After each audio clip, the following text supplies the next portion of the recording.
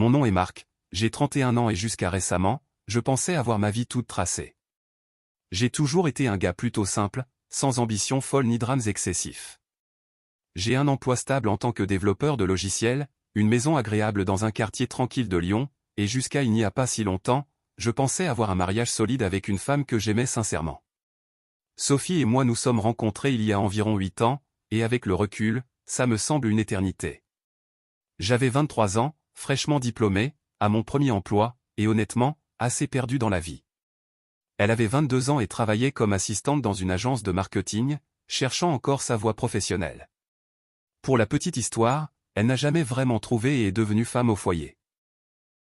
Nous nous sommes rencontrés lors d'un barbecue chez des amis communs, un de ces rassemblements décontractés dans le jardin où tout le monde tient des assiettes en carton bon marché et où quelqu'un brûle toujours les saucisses.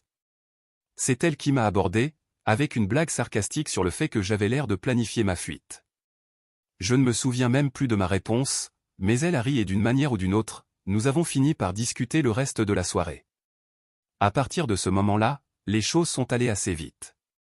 Nous avons commencé à sortir ensemble et j'ai eu l'impression qu'elle ajoutait une étincelle à ma vie autrement terne et prévisible. Sophie était aventureuse et spontanée, toujours à organiser des virées en voiture de dernière minute ou à me traîner pour essayer un nouveau restaurant dont elle avait lu la critique. Pendant ce temps, j'étais le plus terre à accent grave terre. Celui qui s'occupait du budget, vérifiait la météo ou revérifiait le réservoir d'essence avant de prendre la route.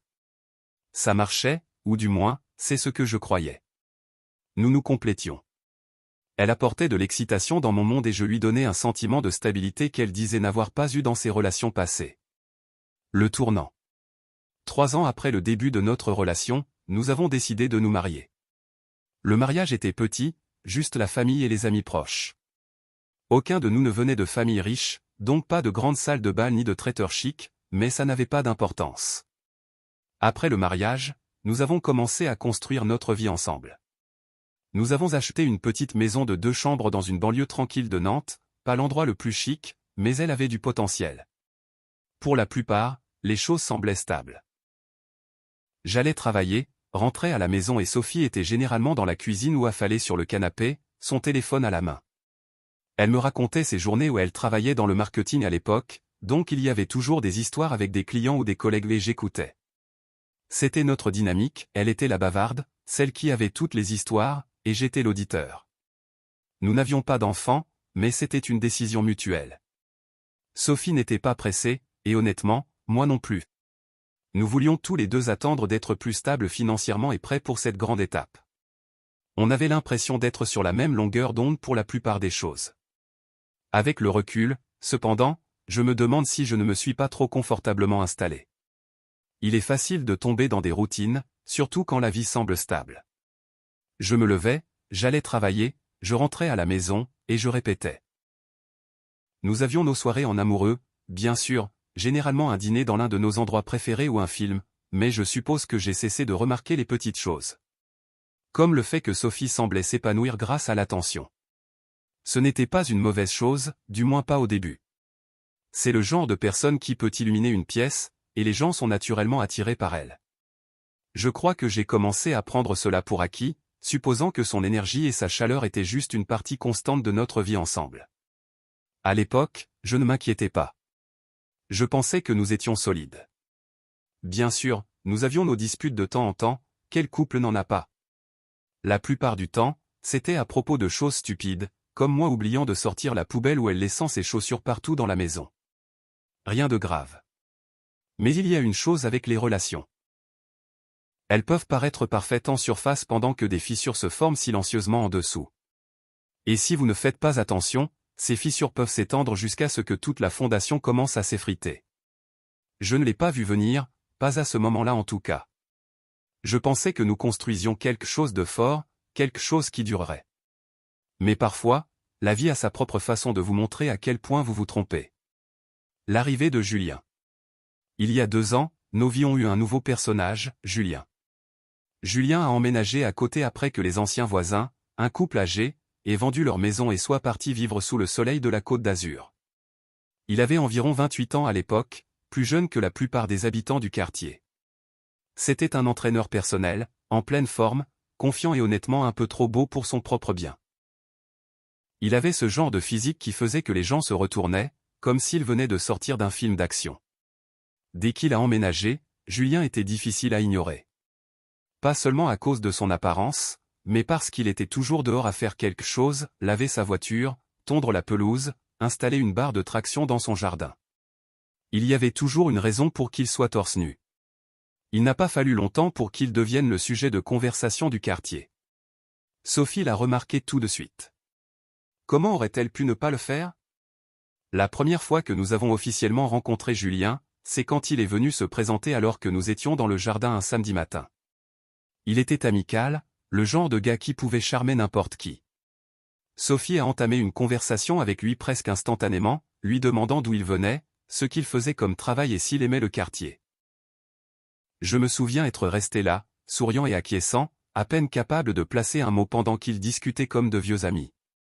À l'époque, je n'y ai rien pensé. Sophie était extravertie, elle parlait à tout le monde. Elle aurait été tout aussi bavarde avec le facteur ou le vendeur du magasin de bricolage. Il ne m'est pas venu à l'esprit qu'il y avait quelque chose de différent dans son intérêt pour Julien. Mais en y repensant maintenant, je peux voir les petits changements qui ont commencé à se produire après cela. Les petits signes. Cela a commencé par des conversations occasionnelles. Chaque fois que Julien était dehors, Sophie trouvait une raison d'être dehors aussi. Au début, c'était de petites choses, prendre le courrier, arroser les plantes, sortir la poubelle. Mais d'une manière ou d'une autre, ces tâches rapides se transformaient toujours en 10 ou 15 minutes de discussion avec Julien.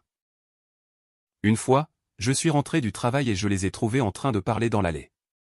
Sophie tenait un panier de linge qu'elle allait emmener au garage, et Julien était nonchalamment appuyé contre sa voiture, riant de quelque chose qu'elle avait dit. Quand je me suis approché, ils se sont tous les deux tournés vers moi et Sophie a agi comme si ce n'était rien. Julien me parlait juste de son nouvel équipement de gym, a-t-elle dit, comme si c'était la chose la plus normale du monde. Ça ne s'est pas arrêté là. Quelques semaines plus tard, Sophie a décidé de faire des biscuits, quelque chose qu'elle n'avait pas fait depuis des mois. Je n'y ai pas prêté attention jusqu'à ce que je la voie traverser la cour avec une assiette de biscuits à la main. Juste pour être une bonne voisine, a-t-elle dit quand je lui ai posé la question. J'ai haussé les épaules.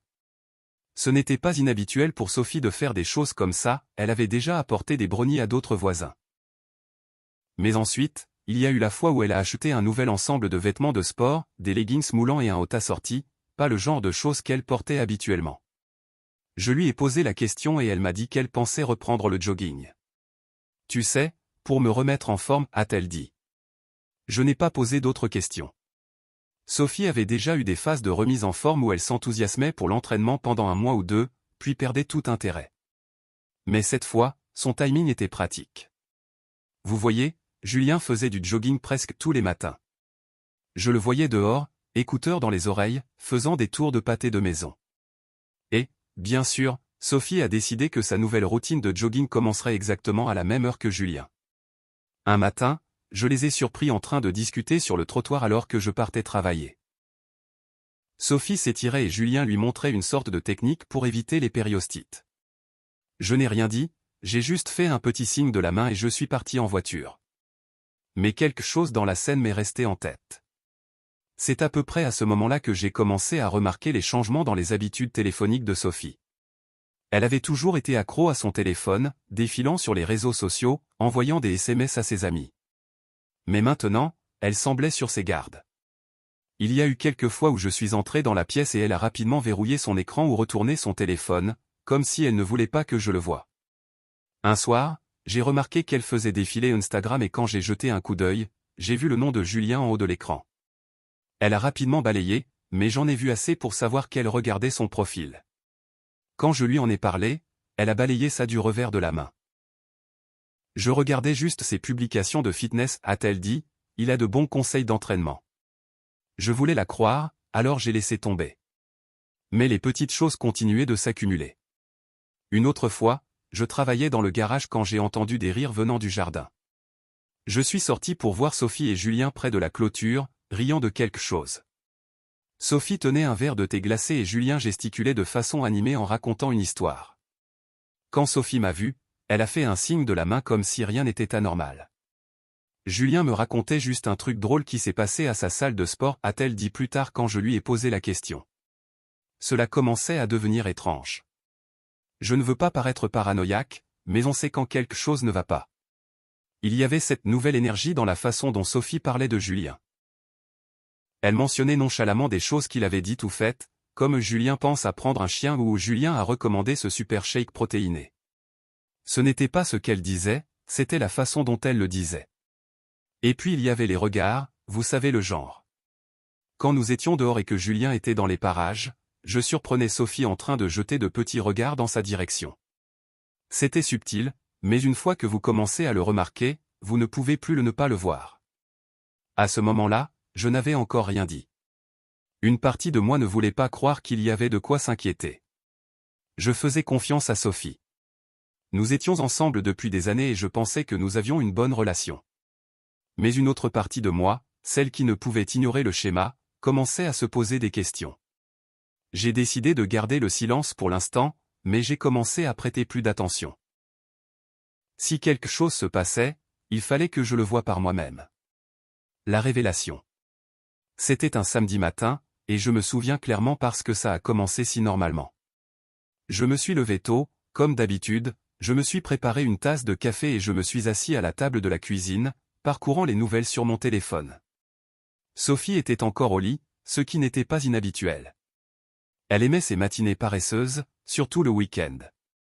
La maison était calme, juste le son de la machine à café en arrière-plan, et pendant un instant, je me suis même senti détendu. C'est drôle comme ça marche.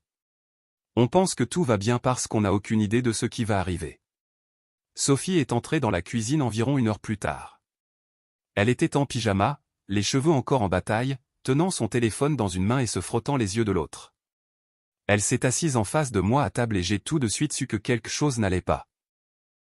Elle avait cette énergie nerveuse, tambourinant des doigts sur la table, jetant des regards à son téléphone comme si elle évitait le contact visuel. « Tu vas bien ?» j'ai demandé en posant mon téléphone. Elle a hoché la tête rapidement, puis l'a secouée.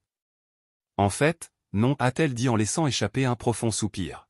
« Il faut qu'on parle. » Toute personne qui a été en couple sait que ces 4 mots signifient rarement quelque chose de bon. Mon estomac s'est serré, mais j'ai essayé de rester calme. « D'accord » j'ai dit en me penchant en arrière sur ma chaise. « Qu'est-ce qui se passe ?» Sophie a hésité, ses yeux parcourant la pièce comme si elle cherchait les bons mots. Finalement, elle m'a regardé et a dit, « Je ne sais pas comment dire ça, alors je vais juste le dire. Je crois que j'ai des sentiments pour Julien. » Pendant une seconde, j'ai cru avoir mal entendu. « Quoi ?» j'ai demandé en me penchant en avant, comme si me rapprocher aiderait les mots à prendre plus de sens. Elle a mordu sa lèvre, l'air vraiment mal à l'aise. « Je ne voulais pas que ça arrive » a-t-elle dit rapidement, comme si elle avait besoin de prendre les devants. C'est juste arrivé. J'ai passé du temps avec Julien et je ressens cette connexion, et maintenant je suis confuse. Confuse. Ce mot m'a frappé plus fort que tout le reste. Elle n'a pas seulement dit qu'elle se sentait coupable ou que c'était une erreur. Elle a dit qu'elle était confuse, comme si c'était une sorte de dilemme qu'elle devait résoudre. Je l'ai regardée, essayant de comprendre ce qu'elle disait. Mon esprit s'emballait. Disait-elle qu'elle voulait partir?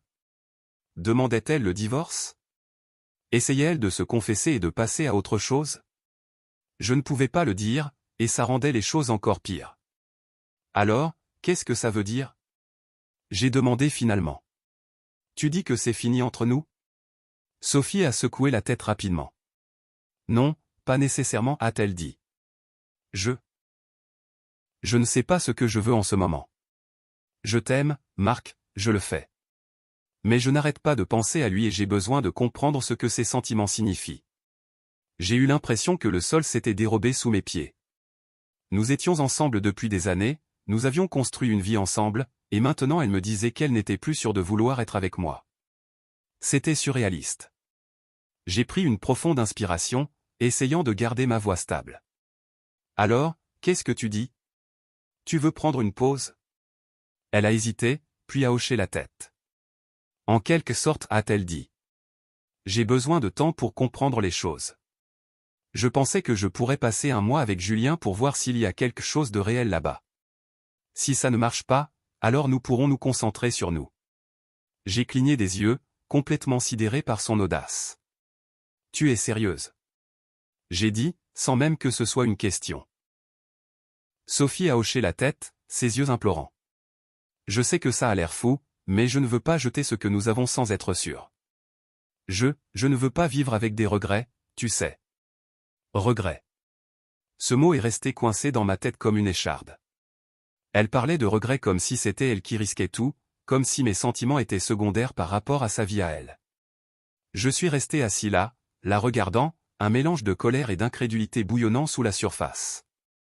Une partie de moi voulait exploser, lui dire à quel point elle était égoïste, mais une autre partie de moi, peut-être la plus calme et la plus calculatrice, a décidé de rester silencieuse et de la laisser creuser son propre trou. D'accord, j'ai dit finalement, en me penchant en arrière sur ma chaise. Sophie a cligné des yeux, visiblement prise au dépourvu. Attends, vraiment? Bien sûr, j'ai dit en haussant les épaules, comme si ce n'était rien. Si tu penses que c'est ce dont tu as besoin, vas-y. Son expression a changé, comme si elle n'était pas sûre si j'étais sincère ou sarcastique. Je pense juste que c'est la meilleure façon de savoir où est mon cœur, a-t-elle dit avec prudence. Bien sûr, j'ai répété. Fais ce que tu as à faire. À l'intérieur, j'en avais déjà fini. La seconde où elle a dit qu'elle voulait passer un mois avec un autre homme, mon cerveau a basculé. Mais je ne voulais pas encore montrer mes cartes. Si elle était prête à jeter notre mariage pour une fantaisie avec le voisin, je voulais voir jusqu'où elle irait. Sophie a poussé un soupir de soulagement, comme si on venait de lui accorder la permission de faire quelque chose d'héroïque. Merci, a-t-elle dit, tendant la main sur la table pour toucher la mienne. Je sais que c'est beaucoup demandé, mais je crois vraiment que c'est la bonne chose à faire pour nous. J'ai retiré ma main, me levant et attrapant ma tasse de café. Bien sûr, j'ai répété, mon ton neutre. Si c'est ce dont tu as besoin. Elle n'a rien dit après ça, elle est juste restée assise, probablement en train de digérer le fait que je ne discutais pas et ne me battais pas. Mais à l'intérieur, je faisais déjà des plans. Une absence significative. Les jours suivants, Sophie a commencé à préparer une petite valise. Elle m'a dit qu'elle allait rester avec Julien et elle a fait ça d'une manière tellement décontractée, comme si ce n'était qu'un autre arrangement temporaire. Elle n'a même pas semblé remarquer que je ne posais aucune question et ne manifestais aucune résistance. Le jour où Sophie a quitté la maison, l'ambiance était différente. Pas vide exactement, mais plus calme, comme si quelqu'un avait baissé le volume de ma vie. Je suis resté dans le salon après qu'elle soit partie, son sac de sport sur l'épaule, et j'ai juste regardé la porte. Je pensais que je me sentirais en colère ou le cœur brisé, mais tout ce que je ressentais était ce calme étrange, comme si le poids de faire semblant que tout allait bien s'était enfin envolé. Je suis allé dans la cuisine, je me suis versé un verre d'eau et je suis resté là, essayant de comprendre ce qui venait de se passer. Ma femme, quelqu'un avec qui j'étais depuis des années, quelqu'un avec qui je pensais vieillir, était partie pour retrouver ses sentiments avec le voisin. Si ce n'était pas ma vie, j'aurais cru que c'était une sorte de série télévisée ridicule. Les premiers jours ont été étranges. J'ai commencé à remarquer les petites choses qu'elle avait laissées derrière elle. Sa tasse préférée sur le comptoir de la cuisine, une paire de chaussures près de la porte, une couverture jetée sur le dossier du canapé. J'ai pensé les déplacer, mais j'ai ensuite décidé de les laisser où elles étaient. Pas parce qu'elles me manquaient, mais parce que je ne voulais pas gaspiller mon énergie. Je me suis plongé dans le travail, acceptant des projets supplémentaires pour occuper mon temps. Je restais tard au bureau, non pas parce que j'en avais besoin, mais parce que je ne voulais pas rentrer dans cette maison vide. Quand je ne travaillais pas, j'allais à la salle de sport. Je n'étais pas un habitué de la salle de sport auparavant, mais il y avait quelque chose de satisfaisant à me pousser physiquement, comme si je pouvais évacuer toute la frustration que je ressentais en transpirant. Mes amis ont commencé à remarquer que quelque chose n'allait pas. Quelques-uns d'entre eux ont demandé pourquoi Sophie n'était pas là, et je leur ai donné des réponses vagues. Elle reste chez une amie pour un moment, disais-je en essayant de paraître décontracté. Je n'étais pas encore prêt à raconter la vraie histoire. Mon père a été la seule personne à qui j'ai dit la vérité. Je l'ai appelé quelques jours après le départ de Sophie, et la première chose qu'il a dit a été « Qu'est-ce qui ne va pas ?» Il a toujours été doué pour me cerner, même au téléphone. Quand je lui ai raconté ce qui s'était passé, il y a eu un long silence à l'autre bout du fil. Puis il a dit « Eh bien, mon fils, je suis désolé de le dire, mais on dirait que tu es mieux sans elle. » Au début, je n'étais pas sûr de comment réagir. Je m'attendais à ce qu'il soit plus contrarié ou du moins qu'il pose plus de questions. Mais ensuite, il a dit quelque chose qui m'a marqué, si elle ne connaît pas ta valeur, pourquoi devrais-tu l'attendre qu'elle le découvre? Il avait raison. J'avais passé tellement de temps à essayer de donner un sens à la décision de Sophie, à essayer de comprendre où j'avais mal tourné, que je n'avais pas pris le temps de penser à ce que je méritais. Je n'étais pas juste une option pour elle, à laquelle elle pourrait revenir si son aventure avec Julien ne marchait pas. Cette nuit-là, je me suis assis dans le salon sombre, fixant la photo de notre mariage sur la cheminée. Nous avions l'air si heureux sur cette photo, si sûrs de notre avenir. Mais maintenant, cela me semblait juste un rappel de tout ce qui avait mal tourné. Ma décision. À la fin de la semaine, j'avais pris ma décision. Je n'allais pas rester là à attendre que Sophie prenne sa grande décision. J'allais prendre la mienne. Le lendemain, j'ai appelé un avocat spécialisé dans le divorce. Être assis dans le bureau de cet avocat était surréaliste. J'ai expliqué la situation, essayant de garder ma voix stable, même si une partie de moi ne pouvait toujours pas croire que c'était réel. L'avocat a écouté attentivement, hochant la tête pendant que je parlais, et quand j'ai eu fini, il a dit « Vous êtes tout à fait en droit de demander le divorce ». Ce genre de situation entre dans le cadre de différends irréconciliables. Entendre ces mots a fait quelque chose en moi. Des différends irréconciliables. C'est ce que nous étions devenus. Sophie et moi n'étions plus sur la même longueur d'onde, et peut-être ne l'avions-nous jamais été. L'avocat m'a expliqué le processus, ce que je devais faire et à quoi m'attendre. Au moment où j'ai quitté son bureau, j'ai ressenti un étrange sentiment de soulagement, comme si je reprenais enfin le contrôle de ma propre vie. De retour à la maison, j'ai commencé à prendre de petites mesures pour me préparer à l'inévitable. J'ai transféré de l'argent sur un compte séparé, au cas où les choses deviendraient compliquées plus tard. J'ai parcouru la maison et j'ai commencé à diviser mentalement ce qui était à moi et ce qui était à elle. Je n'ai pas encore touché à ses affaires, j'ai pensé que j'attendrais que les choses soient officielles. Mais dans mon esprit, je faisais déjà des plans pour ce à quoi la maison ressemblerait sans elle. Les jours se sont transformés en semaines et j'ai commencé à m'habituer au silence. Ce n'était pas aussi grave que je le pensais, en fait, c'était plutôt paisible. Je n'avais plus à supporter les bavardages constants de Sophie ou les petites disputes à propos de choses stupides comme le tour de vaisselle. Pendant ce temps, j'ai commencé à entendre des choses par le bouche à oreille. Un voisin a mentionné avoir vu Sophie et Julien au parc de la Tête d'Or à Lyon, l'air intime. Un autre a dit qu'il les avait aperçus dans un café du centre-ville. J'ai hoché la tête et souri, agissant comme si ça ne me dérangeait pas, mais à l'intérieur, je ressentais un mélange de colère et de pitié.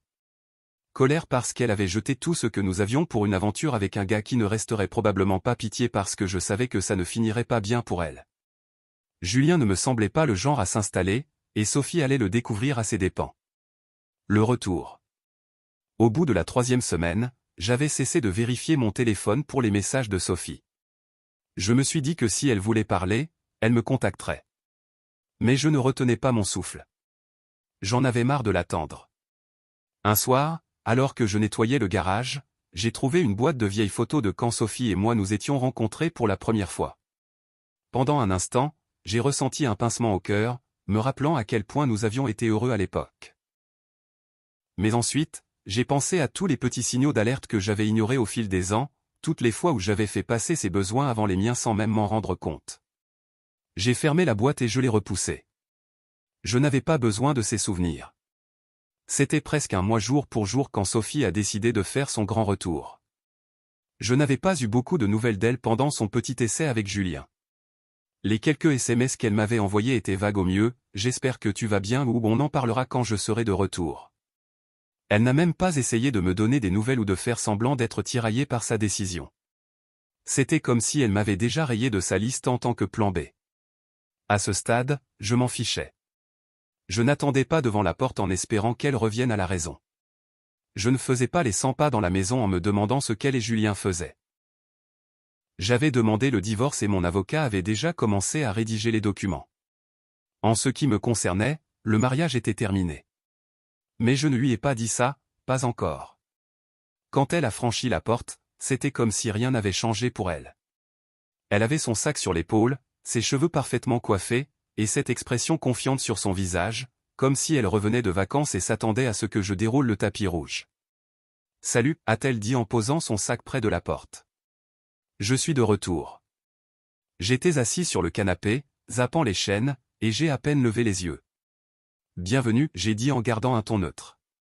Elle a marqué une pause, comme si elle attendait une réaction. Quand je n'ai pas bondi ou demandé comment ça s'était passé, elle s'est approchée et s'est assise sur la coudoir du canapé. Il faut qu'on parle, a-t-elle dit, sa voix douce et prudente. J'ai coupé le son de la télé et je me suis tourné vers elle. D'accord, j'ai dit en croisant les bras. Parle. Sophie a souri, le genre de sourire qu'elle utilisait quand elle essayait d'arranger les choses. J'ai beaucoup réfléchi, a-t-elle commencé, et j'ai réalisé des choses sur moi-même, sur nous, sur ce que je veux. J'ai juste hoché la tête, attendant qu'elle continue. Elle a pris une profonde inspiration, comme si elle était sur le point de prononcer un discours émouvant. Je tiens à toi, Marc, vraiment. Et je pense qu'on peut s'en sortir. Je pense qu'on peut reconstruire ce qu'on a. Reconstruire. Elle l'a dit comme si c'était aussi simple que de réparer un robinet qui fuit. Je n'ai rien dit, je l'ai juste regardée, la laissant combler le silence. Elle a semblé un peu déstabilisée par mon manque de réaction, mais a continué. Julien est un type formidable, a-t-elle dit, et j'ai dû me mordre la langue pour ne pas rire de la façon décontractée dont elle l'avait mentionné. Mais j'ai réalisé qu'il n'est pas ce dont j'ai besoin. Il est amusant, bien sûr, mais il est immature. Il n'a pas la stabilité que tu as. Et je pense que j'étais juste prise par l'excitation de tout ça. C'était ça, sa grande révélation. Elle avait essayé le nouveau jouet brillant et avait décidé qu'elle préférait l'ancien. Ah, oui, j'ai dit, ma voix calme. Sophie a cligné des yeux, comme si elle attendait une réaction plus forte. Je sais que je t'ai fait du mal, a-t-elle dit en tendant la main pour toucher mon bras. Mais je crois vraiment qu'on peut surmonter ça. On a traversé tellement de choses ensemble, Marc. On a une histoire. Ce n'est pas quelque chose qu'on jette comme ça. Je l'ai laissé finir, la laissant déverser toutes ces phrases soigneusement répétées sur l'amour, le pardon et les nouveaux départs. Puis, quand elle a finalement cessé de parler, je me suis levé et j'ai marché vers le comptoir de la cuisine. J'ai ouvert un tiroir, j'ai sorti la pile de documents de divorce que mon avocat m'avait envoyés et je les ai posés sur la table devant elle. Qu'est-ce que c'est, a-t-elle demandé, son sourire vacillant. Des documents de divorce, j'ai dit simplement. Son visage est devenu pâle. Tu plaisantes, a-t-elle dit en laissant échapper un rire nerveux. Non, j'ai dit en m'appuyant contre le comptoir, les bras croisés. Je ne plaisante pas. Pendant un instant, elle a juste regardé les papiers comme si elle ne pouvait pas croire ce qu'elle voyait. Puis elle a levé les yeux vers moi, les yeux écarquillés. Tu divorces de moi. Oui, j'ai dit, mon ton ferme. Je ne suis pas intéressé à être ton deuxième choix, Sophie. Son expression est passée du choc à la colère en un instant. Deuxième choix, a-t-elle claqué. Ce n'est pas ça. J'étais confuse, Marc, j'avais besoin de temps pour comprendre les choses. Et ce faisant, tu as prouvé que tu ne valorisais pas ce que nous avions, j'ai dit en gardant ma voix calme. Tu es parti, tu as quitté notre mariage, et maintenant tu reviens parce que ça n'a pas marché avec lui. Crois-tu honnêtement que je vais juste te reprendre comme si rien ne s'était passé? Sophie a ouvert la bouche pour argumenter, puis l'a refermée. Son visage est devenu rouge. Ce n'est pas ça, a-t-elle dit, la voix tremblante. J'essayais de faire ce qu'il fallait. Je ne voulais pas rester et te détester. Je pensais? Elle s'est interrompue, ses yeux parcourant la pièce. Tu pensais que tu pouvais avoir le beurre et l'argent du beurre, j'ai fini pour elle. Elle s'est levée, croisant les bras. Tu fais une erreur, Marc. On peut arranger ça. Je sais qu'on peut. Non, j'ai dit fermement. On ne peut pas. Tu as fait ton choix, et maintenant je fais le mien. Elle avait l'air sur le point de pleurer, mais je ne l'ai pas laissé m'influencer. J'avais déjà pris ma décision. Le reste de la conversation a été flou. Elle a essayé de discuter, de me culpabiliser pour me faire changer d'avis. Elle a évoqué notre histoire, notre maison, même l'idée de fonder une famille un jour. Mais rien de tout cela n'a fonctionné. Finalement, elle a quitté la maison en trombe. Je suis resté là un instant, fixant l'espace vide où elle avait été, et je n'ai rien ressenti. Ni tristesse, ni regret, ni second doute. Juste du soulagement. Les conséquences. Plus tard ce soir-là, j'ai appelé mon avocat pour lui faire savoir que Sophie avait vu les papiers. Comment l'a-t-elle pris, a-t-il demandé. Pas très bien, j'ai dit en souriant. Voulez-vous lui laisser le temps de digérer ou devons-nous avancer? Avancer, j'ai dit sans hésitation. Ce n'était pas facile de tenir tête à Sophie comme ça, mais au final, c'était la bonne chose à faire. Elle m'avait traité comme une option, comme si j'étais juste un plan de secours au cas où son aventure ne fonctionnerait pas. Et si elle pensait que j'allais accepter ça, elle ne me connaissait clairement pas aussi bien qu'elle le pensait. Je savais qu'elle n'abandonnerait pas facilement. Sophie n'était pas du genre à fuir un combat, surtout pas un où elle avait l'impression de perdre. J'avais à peine eu le temps de m'asseoir quand mon téléphone a vibré avec un SMS d'elle, ce n'est pas fini. J'ai regardé le message pendant une seconde avant de verrouiller mon téléphone et de le jeter sur le canapé. Elle avait raison, ce n'était pas fini, pas encore. Mais ça le serait bientôt. Les 2 jours suivants ont été mouvementés, c'est le moins qu'on puisse dire. Sophie s'est présentée à l'improviste le soir suivant, frappant à la porte comme si elle essayait de la défoncer. « Marc, ouvre la porte » a-t-elle crié. J'ai ouvert, gardant mon expression neutre. « Qu'est-ce que tu veux, Sophie ?» Elle m'a bousculé, se précipitant dans le salon comme si elle y vivait encore. « Il faut qu'on parle » a-t-elle dit en faisant les 100 pas. « Tu ne peux pas simplement demander le divorce sans me donner une chance d'arranger les choses. » Je me suis appuyé contre le cadre de la porte, les bras croisés. « Tu as eu ta chance » j'ai dit calmement. « Tu as pris ta décision quand tu es parti. »« Ce n'est pas juste » a-t-elle rétorqué, sa voix montant. « Je ne suis pas parti pour mettre fin à notre mariage. Je suis parti pour comprendre les choses, pour m'assurer que je ne faisais pas d'erreur en restant. Je n'ai pas pu m'empêcher de laisser échapper un rire sec. Et ce faisant, tu as prouvé que tu ne valorisais pas ce que nous avions. On ne teste pas un mariage en s'enfuyant avec quelqu'un d'autre, Sophie. Ce n'est pas comme ça que ça marche. » Elle a cessé de faire les 100 pas et s'est tournée vers moi, les yeux rouges de frustration. J'étais confuse, a-t-elle dit, la voix tremblante. Je ne savais pas ce que je voulais. Mais maintenant je sais. Je nous veux, Marc. Je veux arranger ça. Trop tard, j'ai dit, mon ton ferme. Tu ne peux pas revenir maintenant juste parce que les choses n'ont pas marché avec Julien. Son visage s'est déformé de colère et elle a pointé un doigt vers moi. Tu es mesquin, a-t-elle claqué. Tu jettes tout ce que nous avons construit pour une erreur. J'ai secoué la tête, gardant mon calme. Ce n'était pas juste une erreur, Sophie. C'était une série de choix. Tu as choisi de flirter avec Julien. Tu as choisi de donner la priorité à tes sentiments pour lui plutôt qu'à notre mariage. Et puis tu as choisi de partir. Ce n'étaient pas des accidents, c'étaient des décisions. Elle a ouvert la bouche pour argumenter, mais s'est arrêtée. Ses épaules se sont affaissées. Pour la première fois, elle avait l'air vaincue. « Qu'est-ce que je suis censé faire maintenant » a-t-elle demandé doucement. J'ai soupiré, ressentant un pincement de pitié pour elle, même après tout ce qu'elle avait fait. « Ce n'est plus mon problème » j'ai dit. « Tu as fait tes choix, maintenant tu dois vivre avec. » Elle est restée 1 minute de plus, ayant l'air de vouloir dire autre chose, mais finalement, elle est juste sortie sans un mot. L'épilogue. Le processus de divorce a ensuite avancé rapidement. Sophie a d'abord essayé de faire traîner les choses, espérant probablement que je changerais d'avis.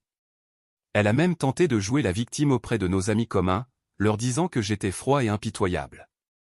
Mon père, en revanche, était entièrement de mon côté.